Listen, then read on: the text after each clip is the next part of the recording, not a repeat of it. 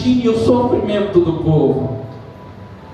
Imagine o que o povo está passando.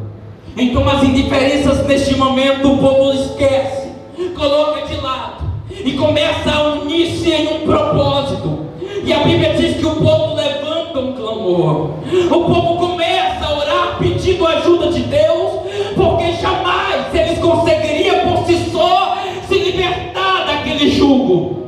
Então o povo começa a clamar, não foi a orar, foi a clamar, com um gemido de alguém que não aguenta mais aquela situação, com gemidos de alguém, de um povo que já está no limite, e começa a clamar com lágrimas nos olhos.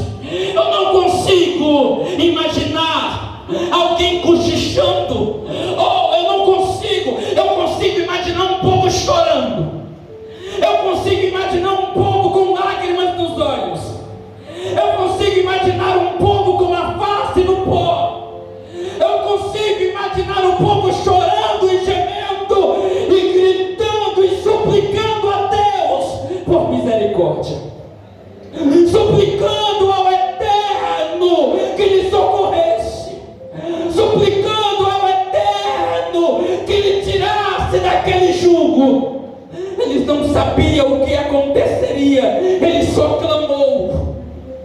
A Bíblia diz que o povo levantou um clamor.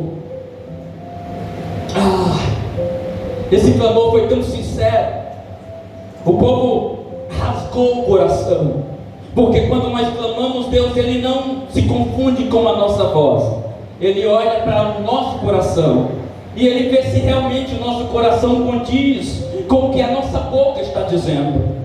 E se Deus desceu porque ele se revelou dizendo que ele havia descido para livrar o povo, é porque no coração do povo ele encontrou gemido, ele encontrou o coração quebrantado, ele encontrou o coração com humildade, dizendo: Deus, eu não consigo, me ajuda, dizendo: Deus, não conseguimos, olha para os nossos filhos, olha para os nossos filhos, olha para os nossos netos, olha para nós. E o povo clama por misericórdia, não foi por merecimento, porque eles sabiam que não mereciam, mas clamaram por misericórdia, clamaram por socorro.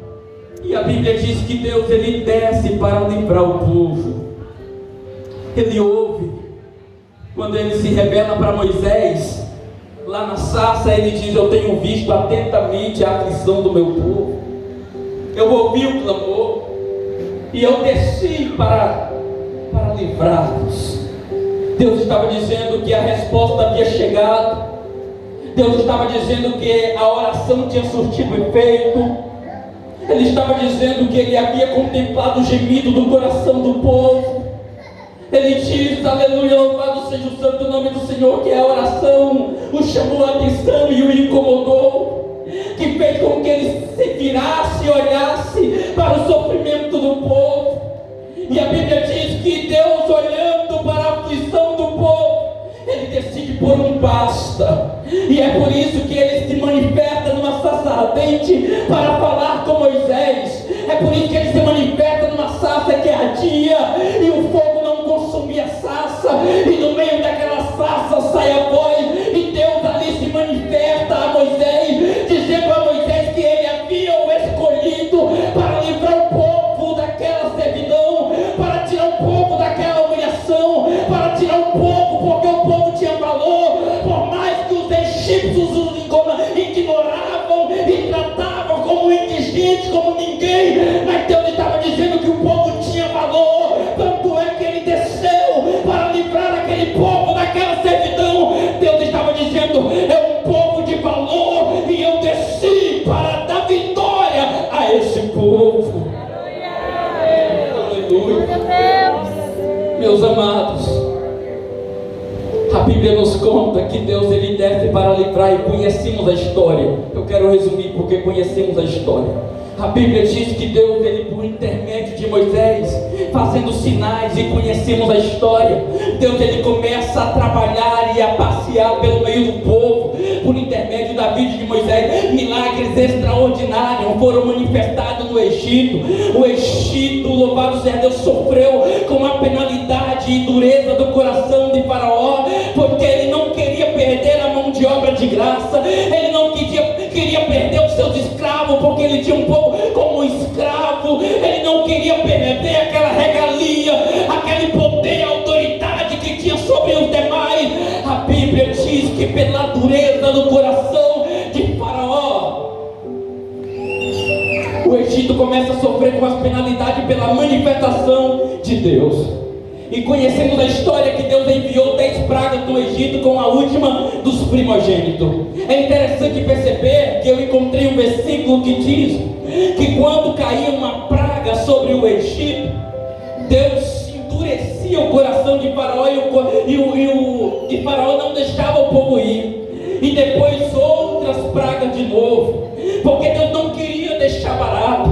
É interessante que quando nós vamos estudar as pragas, o Egito no final das pragas ficou acabado, ficou arrasado, ficou quebrado, ficou destruído, porque Deus não queria deixar barato, Deus não queria deixar de graça, porque louvado seja Deus, Deus disse em sua palavra, e o pastor Edmilson aqui pronunciou ontem, dizendo que Deus falou por intermédio de Isaías: operando eu, quem impedirá? E Deus naquele momento estava operando para libertar o povo do Egito. Então as pragas vêm.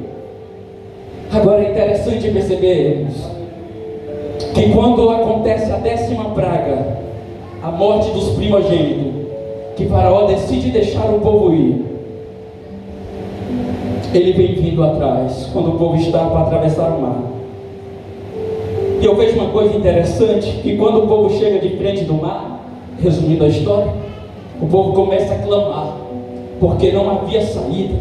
E Faraó, quando libertou o povo, depois endureceu o coração e foi buscar o povo de novo para se tornar então seus escravos. E percebemos que o povo começa a clamar e a dizer, Moisés, por que tiraste-nos de lá para vir morrer aqui? Porque diante de uma muralha, diante de uma porta fechada, às vezes sem enxergar uma saída, o nosso coração pende para murmurações. Às vezes nos deparamos com situações assim. Deus nos abençoa, nos dá vitória, e de repente enfrentamos uma situação adversa, e de repente esquecemos do que Ele fez lá atrás, e o nosso coração pende para murmurar. E Deus diz a Moisés: Moisés, por que clamas a mim?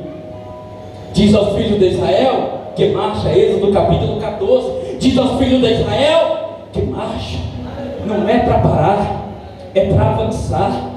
Não é para parar, é para avançar. O inimigo vem vindo atrás. E é interessante que quando Deus abre o mar, eu estou resumindo a história para concluirmos, para finalizarmos. É interessante que quando o povo está atravessando o mar, é interessante perceber que foi passos a passos, passos a passos. Quando Deus abre o mar para o povo passar, e o povo recebe a ordenança que era para marchar, é interessante que passos a passos, na medida que o povo ia dando seus passos, o Egito ia ficando para trás. Aleluia! Às vezes é difícil, às vezes não é fácil, porque eu imagino que não foi fácil, eu imagino que foi dificultoso. Deus estava lá, mas o povo precisava caminhar. A situação era adversa, Faraó vem vindo atrás do seu exército, e o povo precisava caminhar, e a ordem de Deus foi para caminhar, jamais parar. Porque Deus não tem promessa para quem recua. Quando esfolheamos a Bíblia Sagrada, encontramos que a promessa de Deus é só para os que vencerem. Não existe lugar na mesa para os perdedores, para aquele que recua, que vai ficar para trás. A promessa de Deus é ao que vencer. Interessante que quando vamos estudar as 7 cartas, louvado seja Deus, escritas à igreja da Ásia, encontramos em todas as 7 cartas dizendo ao que vencer, a quem vencer. É interessante que a vitória é só para os que vencerem. Não há promessa para aqueles que recuarem, porque a palavra de Deus é: custe o que custar, é necessário seguir em frente. Aconteça o que acontecer, deveis seguir em frente.